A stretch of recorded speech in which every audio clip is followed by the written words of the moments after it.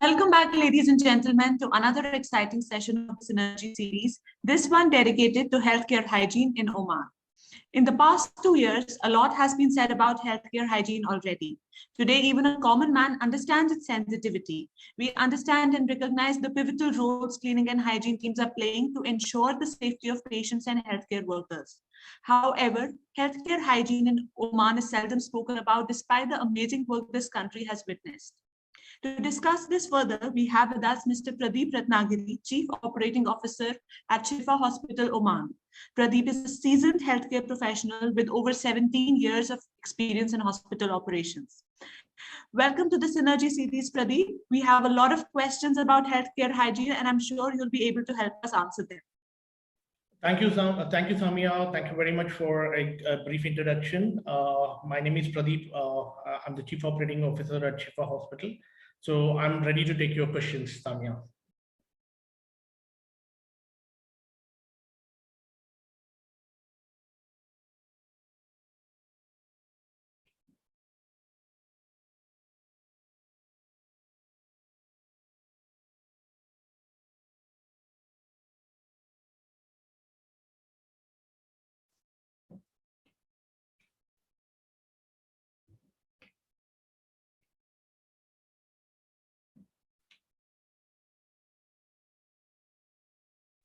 I'm sorry, there was a slight technical glitch from my side. So without further ado, let's get started, Pradeep. If you could begin with telling us about healthcare hygiene scenario in Oman.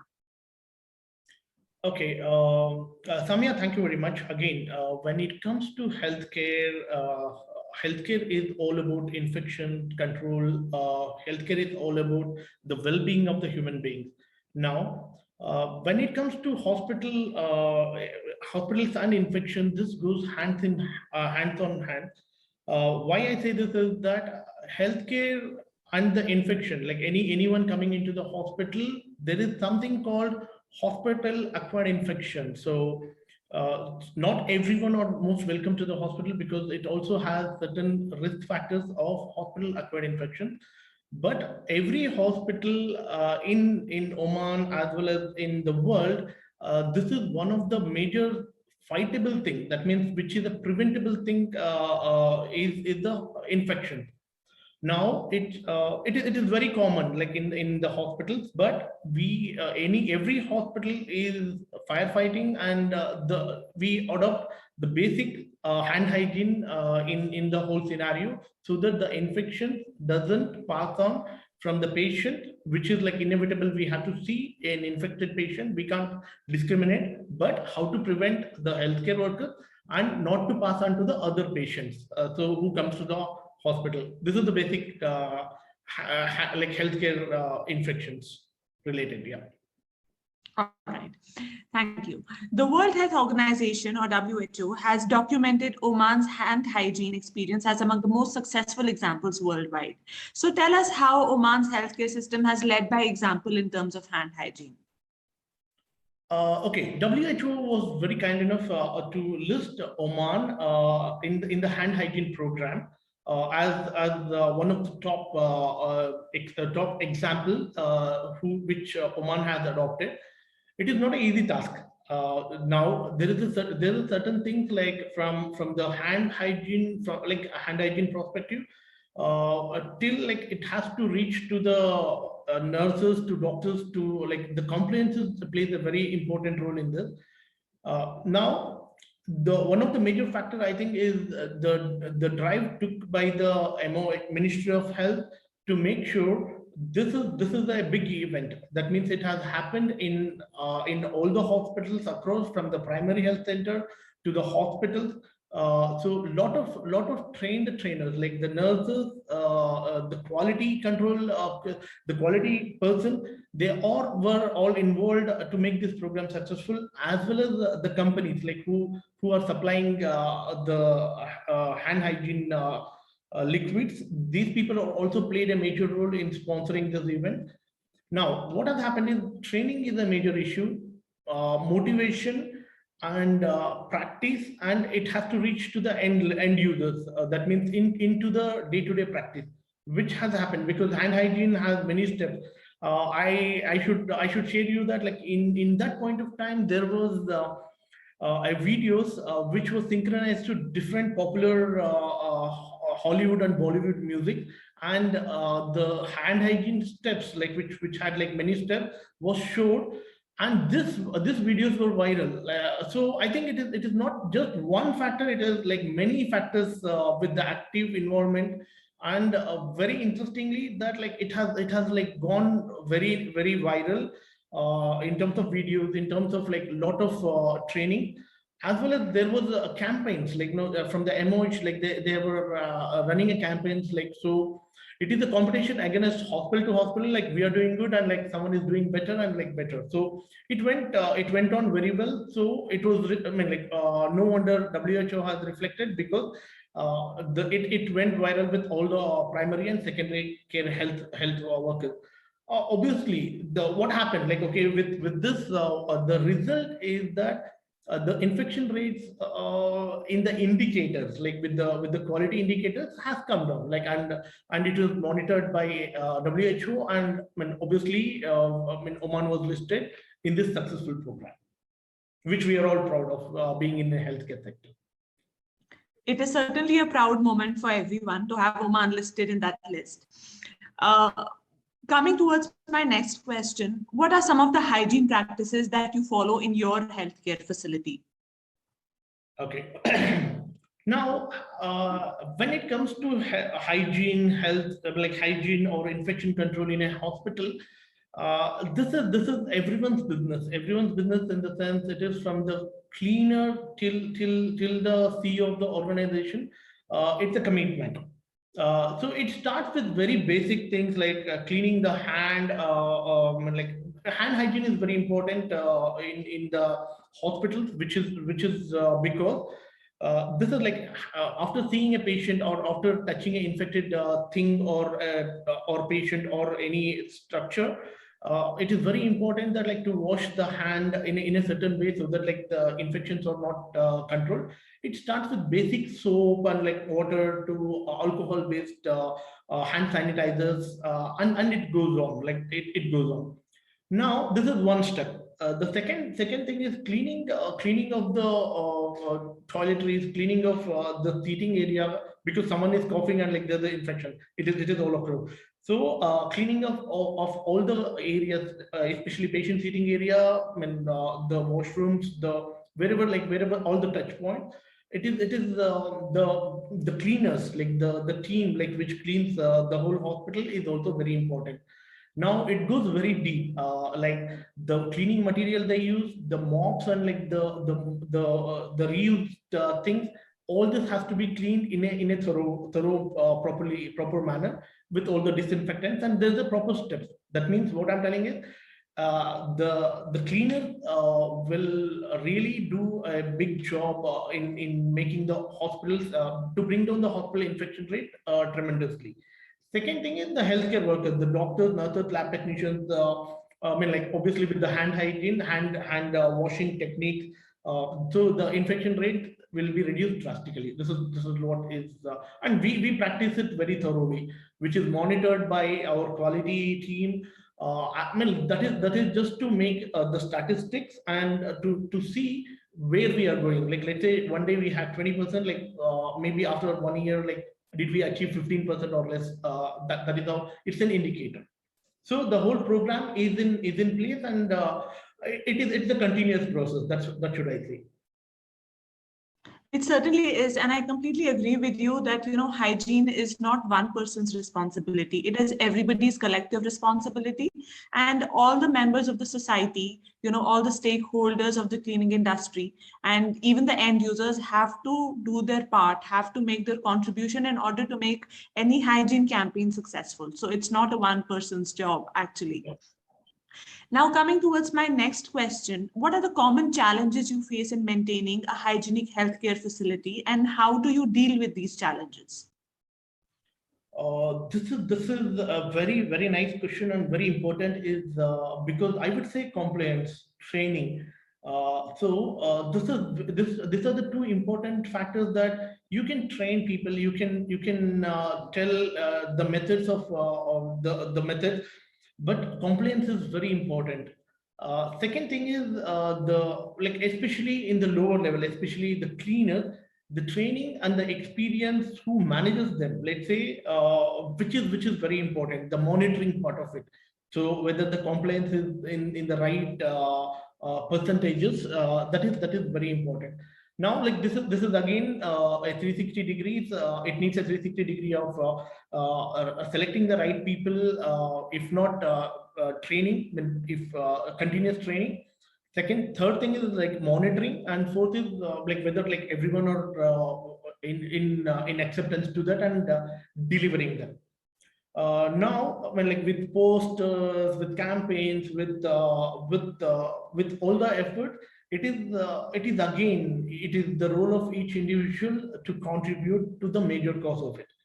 Let's say each nurses, doctors, or the cleaners, everyone are dedicated, but like it is a chain. If one place something is missing, like it can affect adversely with the whole system. As well as I would also say that this hospital acquired infections is a very costly affair in the healthcare. It brings a lot of burden. Now, let's say with all the precaution, if something misses and there is an infection breaks down, especially like what we saw in COVID, that many hospitals, like the whole staff were being infected with whatever, with all the measures. But in very simple things, like maybe it might be cold or any other infection, it is a very costly affair. Like like let's say someone is taking, like let's say 20 of our staff is taking sick leave for 20 days. How to manage the whole system collapse? So it is very important for the compliance. And like in healthcare, infection control is a very serious business. I mean, everyone in the healthcare, they and hospital, they know the importance of this. I hope I gave it a great picture. Of course, I understand. I mean, today even a layman understands the importance of hygiene in a facility as sensitive as a hospital. I mean, it is so critical, and everybody realizes the significance of hygiene in not just hospitals, but also restaurants, hotels, any public facility. And hospitals are the most sensitive of them, I would say. So coming towards my next question, wherever there is a hygiene practice, I'm sure there are also some mistakes. So what are some of the common mistakes that you see in healthcare hygiene around you? Okay. Okay, like there again, like I will divide it into clinical and non-clinical, like for us to understand better. Sure.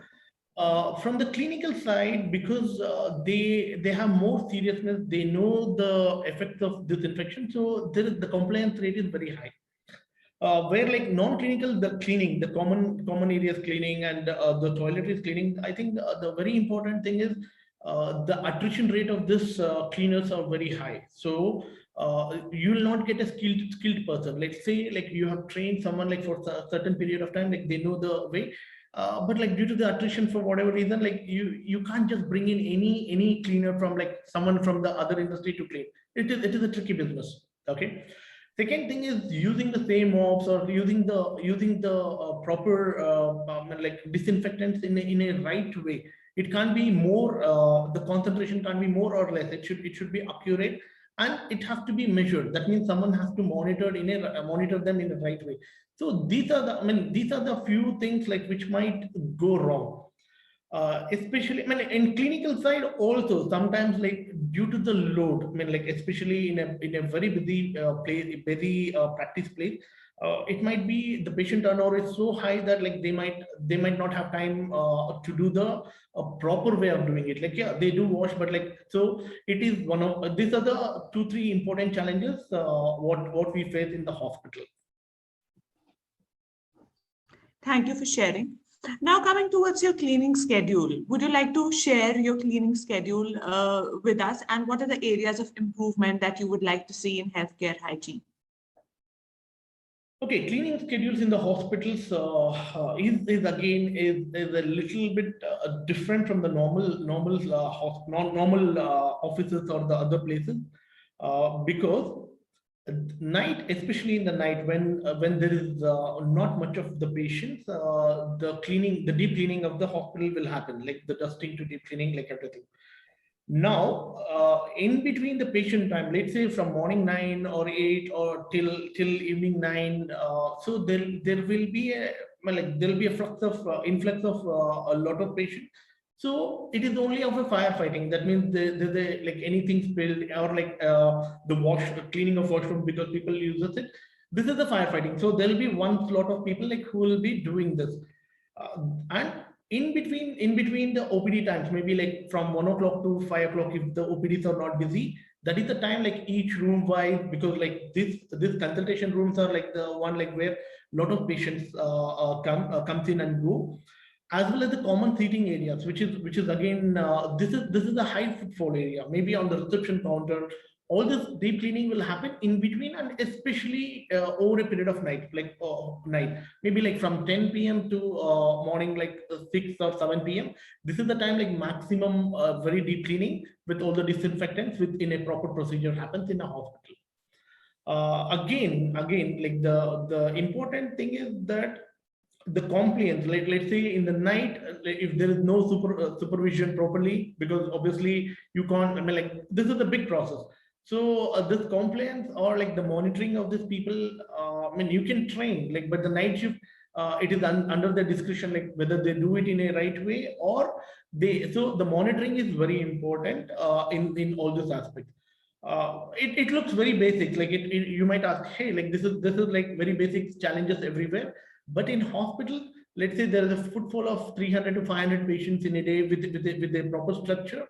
I mean, you never know like what is the patients, or like no one knows, like because the attrition, the influx of the patient or the turnover of the patients will be very high. So it has to be planned. So night is the only option left out for us, like for a deep cleaning of that. So that is a challenging, and like this is the only way what we have. All right, coming towards my next question, Mr. Pradeep. This is a very interesting one as far as service providers are concerned. As a healthcare professional in Oman, would you prefer an in-house cleaning team or would you prefer an outsourced cleaning service provider, and why? Okay, okay. Now, well, like most of the healthcare, I mean, most of the hospitals in Oman have outsourced. Like, no, like I don't know any of the hospitals who have a in-house cleaning team. It is all outsourced. Reason number one, well, like it is little. Okay, reason number one is like let's say you have a 20 or 25, like a housekeeping team in a hospital is a big battalion. Like it is not a small team. Yeah. Now, like it's the let's say we have 20 or 25 housekeeping staff. So the visa is one of the issues that like we can't take them because of the Omanization, like you need to balance. So one of the major reason like is that we outsource, so that they will have a contract. They do that. They do come and do. Second thing is these people, like let's say there are certain companies who are experienced in this business. So let's say it's a big battalion of 25 people or 20 or 25 people. Let's say 5 people are sick or they are going for annual leave or emergency leave or anything. They will also have a backup of few other people who are experienced in this hospital cleaning. So this is reason number two, like why, I mean, like why we give outsource. So third thing is like yes, the management of the staff, like some of the contracts also comes with, they will also manage like the basic cleaning stuff and mops, like so it is a part of the contract. So it is economically very feasible for the hospital, that like when you outsource and you don't have to take care of this logistics part of like handling these people. Fourth very important is again, like no, you if you have these people like again like the housekeeping staff, it is a little different. We are not experienced, hospitals are not experienced to handle these people, because their accommodation or their food or their like, so it is quite challenging, and like it will deviate from our main focus. So most of the hospitals, to my knowledge, at least in Oman, have outsourced. I think I also personally feel that that is the best way. But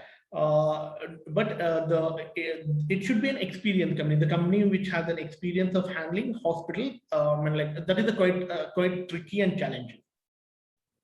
Yeah, Of I think course, that. of course. Because hospital hygiene is very sensitive. A company has to have some prior experience in dealing with hospital cleaning, hospital grade cleaning in order to serve a hospital actually. Now, as transpired in our earlier conversation, that hygiene in hospitals is largely about infection control. So what exclusive infection control measures do you take to ensure patient and staff safety? Okay, I think basically healthcare, healthcare hygiene in hospital is driven by the quality department. Like obviously, like this is one. Quality department will make sure that every small step is followed, documented, and the infection rates is being monitored. This is one part.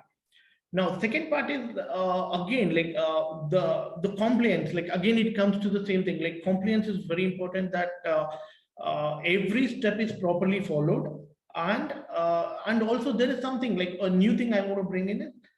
If in case there is an infection outbreaks, or so we have something called incident reporting, where the incident is reported, but it is more of an infection. So we'll have the statistics to know on certain areas if something is going wrong. It can be documented, or it can be identified in a proper structured way. So I feel okay. Second very important thing is now it is not the commonly used disinfectant which can be used in the operation theaters. Again, operation theaters is a too technical, too clinical thing, where obviously if someone has been operated, that is the hub of all infections, if there is anything. So it is again to protect the hospital in the OT, and the staff, the operation theater staff, and the respective surgeons. Now that is again that will in any hospital, OT staff or operation theaters related infection control is being treated very seriously. Because again, it will have a lot of adverse effect on the patients as well as our outcome, which will again operation theaters, it is a direct outcome. Anything happens, it will be directly reflecting on the patient's well-being. That will be taken very seriously, where the disinfectant used there or of really high level, again and obviously it is more expensive. Like the methodologies are very strict in compliance. Fumigation, like once in a there is a Ministry of Health policy, and every hospital will have a policy that a fumigation of the whole OT complex will happen once in a while. Okay, so the overall thing is it's on different level on where, maybe in ICUs, the same thing, maybe 80% of what we do in OT. So it depends upon the location. Like hospital has from basic soap and water to alcohol based sanitizer till the very complex things, complex level of cleaning or disinfecting the place. So we have any hospital will have entire range. Wonderful. If I may ask you, what is the most important factor in healthcare hygiene as per you? What would it be? The important factors, low infection rate in the hospital for whatever reason. Again, one very important thing is hospital acquired infections, which is a big adverse effect of the hospital, which is again is people are spending maybe WHO to every hospitals are spending a lot of money on that, which I feel is a preventable one with the proper steps, with proper compliance. I think this is a preventable one, on saving the human lives or getting infected. Getting infection is it might some people might die, some people, but it is not a good well-being. Second thing is it is very expensive. The treatment, the antibiotics, or it goes a higher level. but it will get complicated. So if there is no compliance, there's a loss of lot of money for every hospital in fighting that. So with the basic, I feel that with very basic ABCs of life, like proper hand hygiene, proper cleaning of the place in a proper way, I think it will save a lot of, it will do a lot of good for everyone. Certainly. Now, my last question for this interview is, what do you think is the future of healthcare hygiene in Oman? Oh, okay. Obviously, we are all, Oman, Oman healthcare is, especially in related to hygiene, we are already listed good. Listed very well in the WHO. That means that the basic awareness is already there within the people. Again, so to take it up to next level, I think the progress should continue forever, always, and the seriousness should be there in a continuous way, and also it should be directly indicated to the infection rates. We need to keep a tab. Is it going up or down, or that will directly relate. Now the future is let's say Oman has started really well, in terms of this. So I feel it will be, the infection rates maybe in next 2-3 years will be really lesser in terms of overall population when you see. And there are new hospitals, private hospitals are definitely coming up. So the complete and new influx of nurses, doctors, and other paramedics it's a continuous process. So this campaign which was started and which was very successful, so it has to continue forever. And the seriousness, the quality of seriousness should be intact for next few years, so that the infection rates will be really less, especially in the hospital. Of course. Thank you so much, Pradeep. It looks like we have covered all of our questions. Thank you so much for joining us today. Thank you, Samia. Thank you very much for giving this opportunity to give my views on healthcare hygiene. I think it is very important. To conclude, I want to make a statement saying that we have all seen, the whole world has seen COVID. Now, I think we should all be serious on very basic things like hygiene, infection. So, which can take a toll, or which can change the world, which is not in our control. But whatever we have in our control, I think we should give it a try and make a healthy life. Certainly, I agree with you. COVID-19 has taught us a lot of important lessons, especially in the cleaning and hygiene industry. We need to do our bit. Everybody needs to do their bit to make the world a cleaner and safer place to live in. Thank you so much for the gems that you shared. To all our listeners, we are not saying goodbye yet. We'll meet you again in a few minutes for another interesting presentation about preventing slips and trips in flooring with Mr. Cherian Verghese, founder and CEO of Viner Hygiene. Stay tuned. Thank you so much, Pradeep. Thank you, Samia. See you around. Have a nice day. Bye-bye.